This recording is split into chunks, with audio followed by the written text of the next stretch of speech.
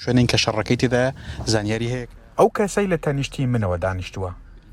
زاڵسانگی تەمەند 39 ساڵە.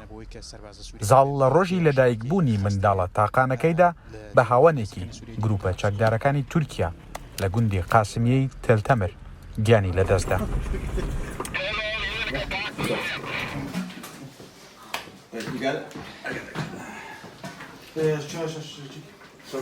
ڕۆژ ئەمە زاڵسانگە خەڵکی بۆرمایە ئەو دەیگوت خەڵک هاوکاری ئێمەیان کردووە هەرچەندە وڵاتەکەی 70 ساڵە لە شەڕدایە بەڵام دەیگوت منیش دەمەوێت هاوکاری خەڵک بکەم ئەمڕۆ لە شوێنی هێنانەوەی بریندارەکان بووین هاوەنێک لیداین نزیکەی 10 مەتر لێمان دوور بوو ئێمە دەزانین کە کورد چەندێک قوربانی دەدەن ئێمەش لەگەڵ ئێوە قوربانی دەدەین دەست هەڵناگرین.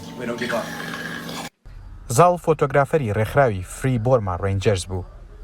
لە بۆرماوە هاتبووە ڕۆژاوای کوردستان تا وێنەی شەڕ و ماڵوێرانەکانی ئەم هەرێمە کە 6,000 کیلۆمەتر لە وڵاتەکەیەوە دوورە بگرێت. فری بۆرما ڕێنجرز تەنها ڕێکخراوی بیانیە کە هاریکاری لێ قەوماوان لە ڕۆژاوای کوردستان دەکات. بریندارانی جەنگ لە بەرەکانی شەڕ ڕزگار دەکەن و خواردن و پێداویستی دەگەیەنە ئەو ئاوارانەی کە بەدەیان ڕۆژ کەس نییە بچێت بەهانایانەوە. ڕۆژ عەلیزاڵە ڕوودا و تێلتەمر.